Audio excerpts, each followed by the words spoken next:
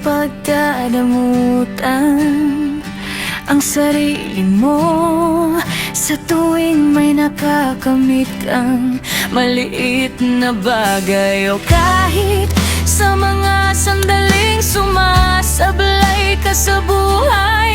Bilhin mo ang nakapagpapasaya sa'yo.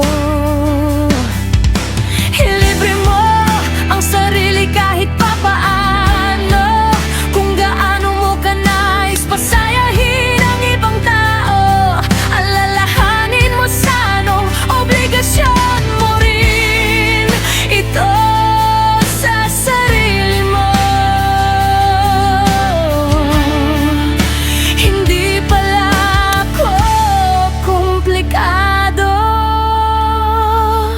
Ang buong akala ko mahirap akong mahalin.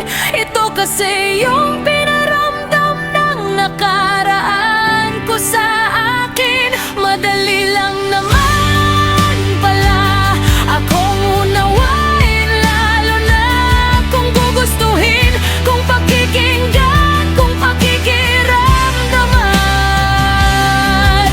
Ganito pala kapag tanggap ka ng buo. Hindi ka magiging komplikado, sa totoo lang. Ang payapa man pagdot sa tamang tao. Dahil kahit anong gulo, pinipili pa rin ako. Ngayon lang ako natrato ng ganito.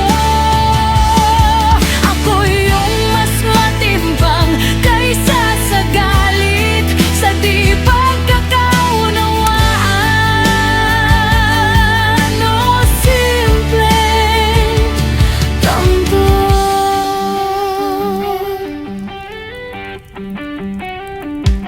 At sa wakas, tapos na ako sa tagpong puro na lang ako. Akong mas umuunawa, ako ang laging lumuluha. Hindi ko kakalimutan kung ilang beses akong nagmakaawa at napadpad sa sitwasyong ni sa hinagap. Hindi ko nakita, palagi ko yung aalalahanin. Palagi kong ipapaunawa sa sarili na di ko dapat pa muli itong danasin. Tapos na ko doon, ngayon ko lang napaktan to. Ako lang pala ang palaging nandito. Nga ang alala mo lang ako kapag nabibigo ka ng ibang tao. Palagi kitang kinokonsidera, pinapakinggan at inaalala. Pero sa tuwing masaya ka na, hindi